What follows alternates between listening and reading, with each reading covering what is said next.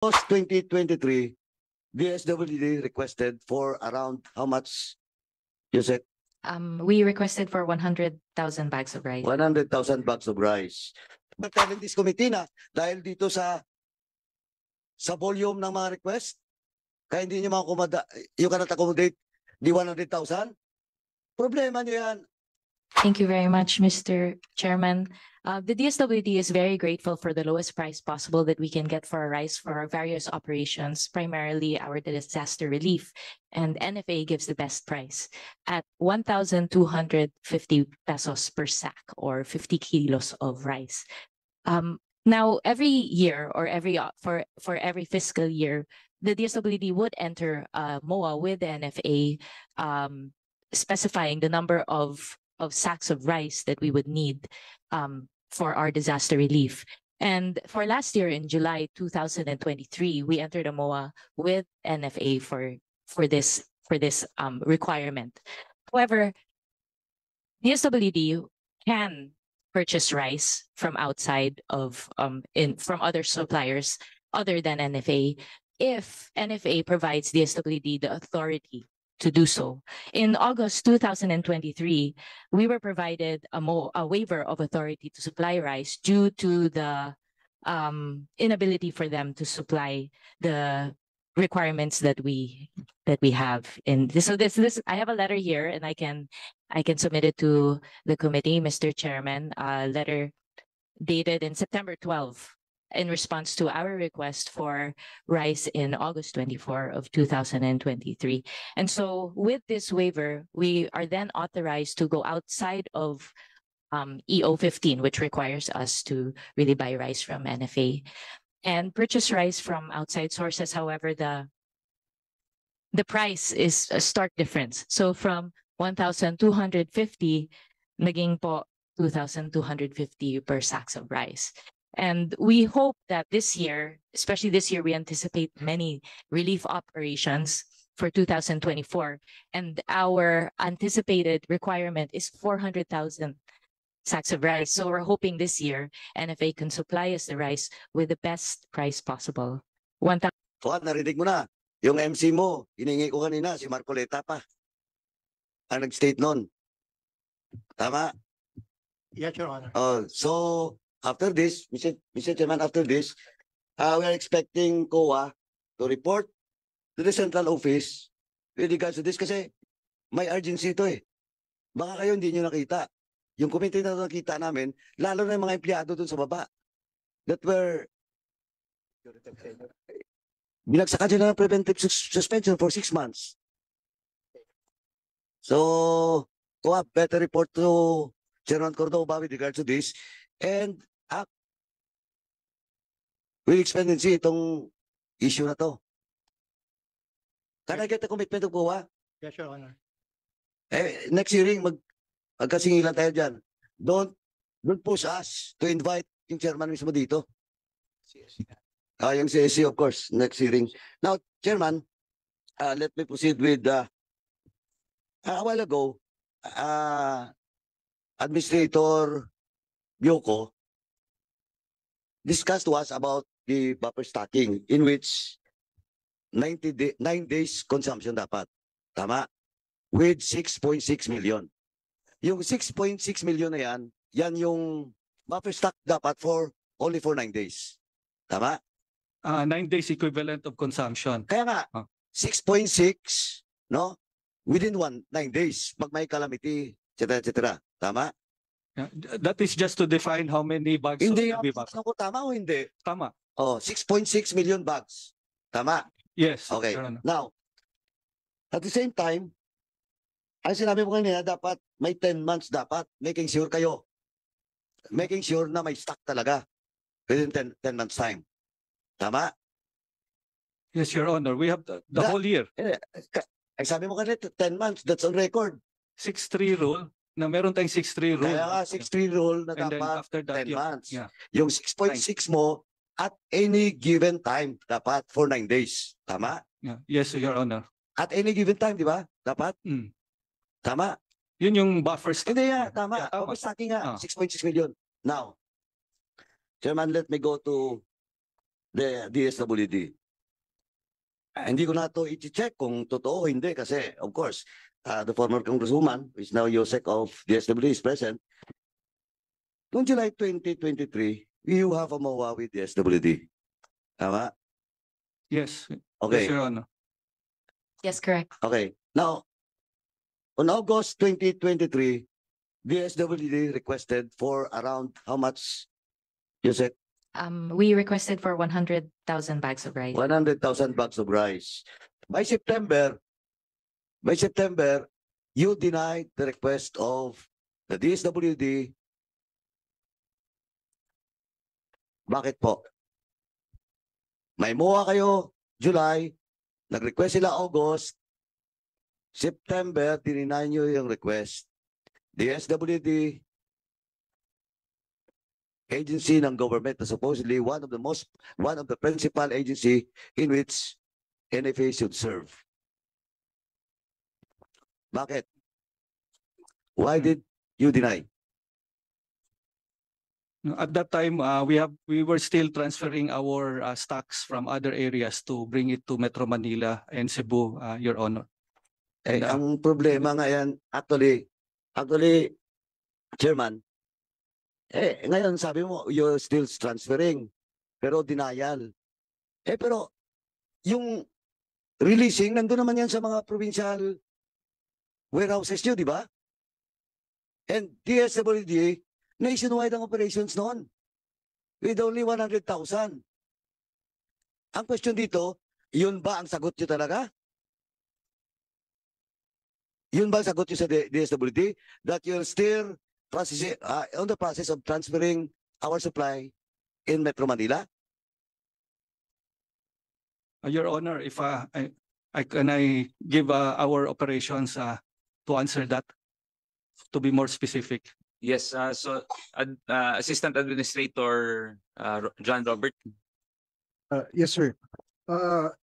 Based on the request of the SWD, we coordinate with them and make sure that the representatives from the SWD will check on the quality of rice doon sa aming warehouse, no, if it is acceptable for the available stocks, no.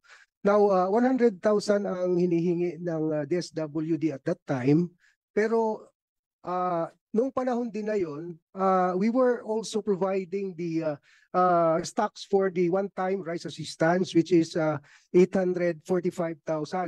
Actually, ang total requirement niyan is 945,000. So halos nagkasabay po siya. But in some requests of the DSWD, yung sa MOA namin na 50,000, na-provide po namin yan ng stocks, no? Nagkataon lang na nagsabay ang one-time rice assistance at saka yung request ng DSWD, kaya hindi namin kaagad may supply yung 100,000, no? Kasi malaki ang requirement ng one-time rice assistance. Also, the representatives of the beneficiaries of one-time rice assistance, we allow them to select from among the available stocks kung alin ang available dyan, kung ano acceptable ang quality sa kanila. Kung kaya't ang natira po ng mga stock dyan after the issuance to one-time rice assistance are really yung less acceptable na quality. Ito yung residual volume. Napagpilian na po ito both ng DSWD at saka ng one-time rice assistance. Kung kaya't ang pinaka-inferior ang quality ang natira sa aming stock ngayon. Anyway, Chairman, when was the disposal of the aging supplies happen? December, sir. December 2023. The request sa July? Ang mga July, August, July is the request, September is your response, then may aging kayo? Then you're telling this committee na dahil dito sa volume ng mga request, kaya hindi nyo you cannot accommodate the 100,000? Problema nyo yan. Admin. Anyway, Assistant. Kasi ganito tingnan mo September, ito magbibilangan tayo. 6 and 3, di ba? Tama? Di ba? 6 yung palay, 3 yung milled rice. Tama? September, October, November, December. Ang request September. December, dinispose nyo. Sir, Di ba? Ano nga naman ang nirelease nyo? 2 months pa lang? Or 1 month na supply? Sa Sir, inyo mismo nanggagaling yung 6-3 rule. Tapos sinasabi ko lang, ang request was made September. Dinispose nyo yung aging December. Oh, paano nyo ma-explain yan? sir, And ito admin ito and supplies and stockings is in the provinces. And DSWD don't need for that supplies to be transferred in Metro Manila. If that is the explanation of admin Bioco. And again, sir, please, if you cannot answer the question, delegate it to those persons that has direct personal knowledge. Kasi makukontempt ka dito. Kasi sagot mo kanina, iba sa explanation ni admin assistant administrator Hermano. Your Honor, what I referred to is yung requirements nila, request ng DSWD, ipapadala dito sa repacking center nila. Meron silang 2 major repacking center dito sa NCR and sa Cebu. So, yung tingnan mo, NCR and Cebu. Oh, magbibilingan tayo. Ako kabisado kong Visayas. Kung sa Cebu din lang. Hindi, ako, Mr. Chairman, yung timeline shows na nag-dispose kayo by December, pero yung request na 100,000 bags ng DSWD, and that was September, hindi nyo nabigay. May problema kayo.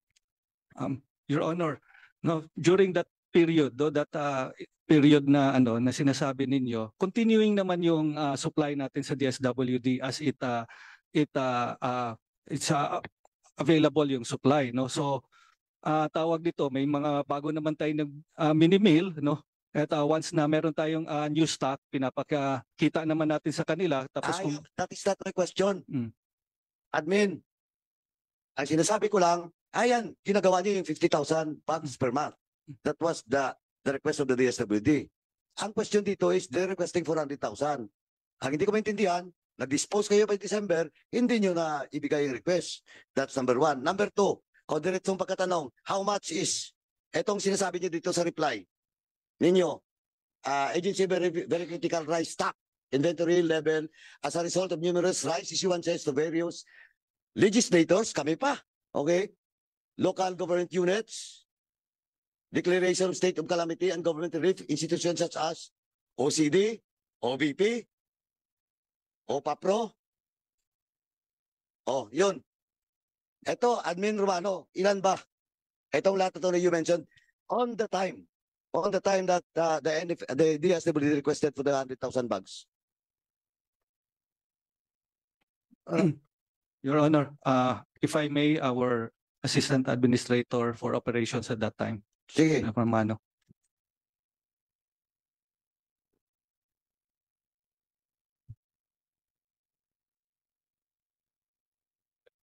Yes, with the indulgence of the Honorable Cong.Paduano, pwede ko ba malaman yung December na for disposition?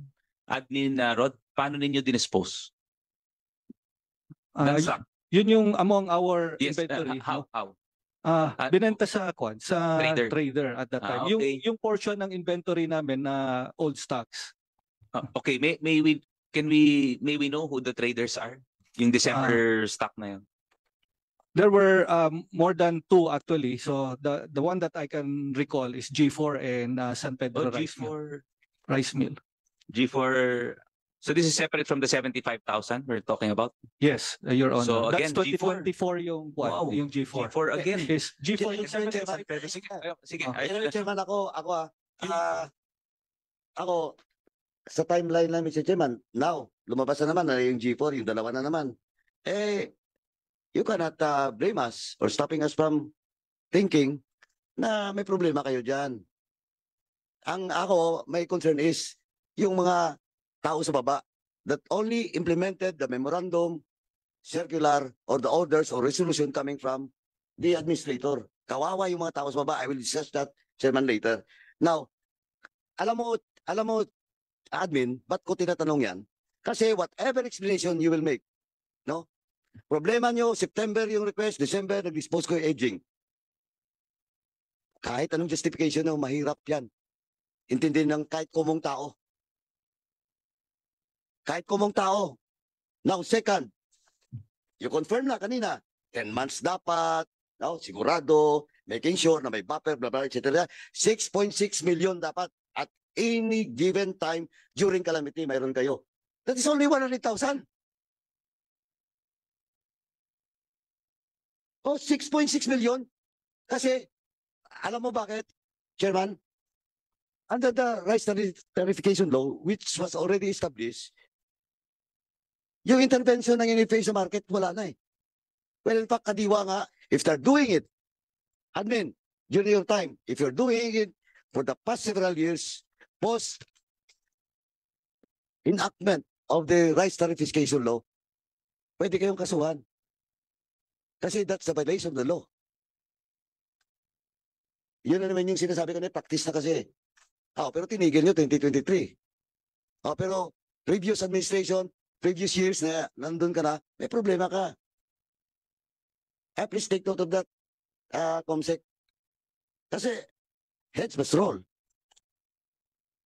Inamin nyo na dito, open hearing, na for the past several years, tuloy-tuloy yung ano nyo, market intervention, which is violation of the law. Now, if you want, if NFA natatali doon sa RTL, you recommend to Congress to amend some provision of that law. But you will not violate the law. You should not violate the law. Now, balikan ko lang, Mr. Chairman, yung 6.6 million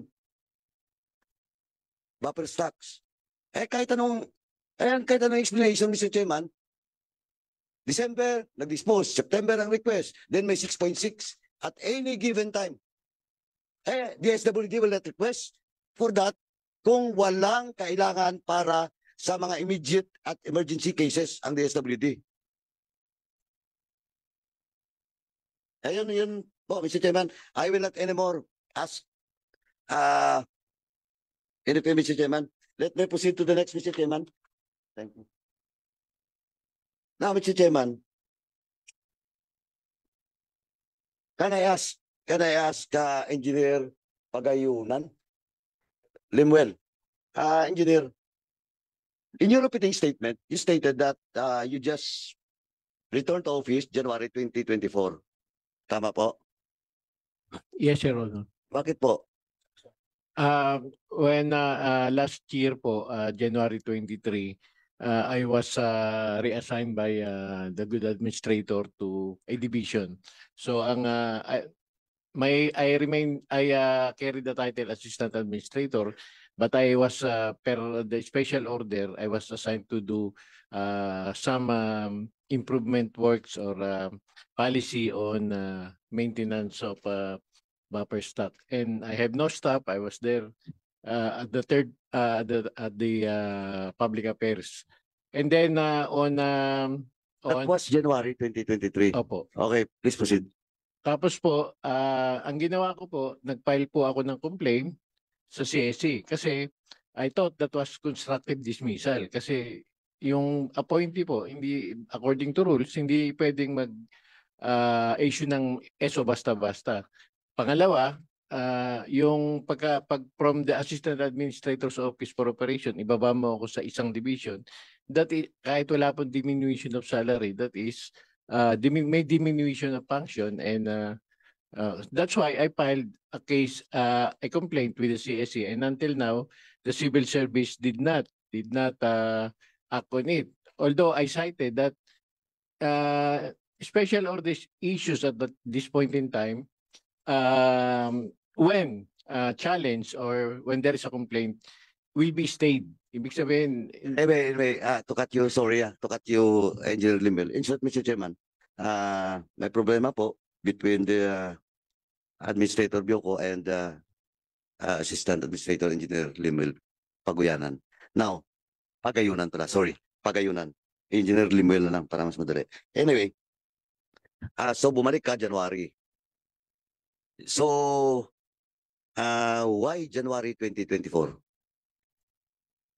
according to the ORA-ORA or the CSE rules on issuing a special order for station-specific employees, which I fall under, the special order is good only for 1 year, and after a one year period, you will go back to your position without the need of a special order. Right. That's why on January 23 of this year, sir, I write an assumption order to the administrator and the whole NFA that I am now reporting by virtue of the ora.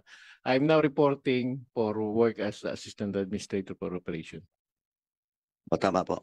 Tama yung, though yung complaint mo with the Civil Service Commission has not yet acted upon by the Commission. Yes, sir, Sige, Your Honor. thank you. Now, I would just like to confirm if you have a case in the Ombudsman. Yes, sir. Who filed the case to you in the Ombudsman? The case was filed last 2022 by RM or Regional Manager Alwin Uy. So the regional manager at the time, Admin Bioco is the NFA Administrator na? Not yet. Not When yet. he filed the case with the Ombudsman, it is on I think September or October. Regional manager ng region ano po? Yung Region 4 ngayon, yung Region 4. Region 4. Okay, and what's the he filed it in the Ombudsman, and what's the decision of the Ombudsman? It is andun pa, sir. Wala pang decision. Wala pang desisyon. Ano yung nature ng case? Yung pinail niya sa akin is RA 3019. Ang statement niya doon is that inutusan ko siyang manghingi ng pera sa retailer.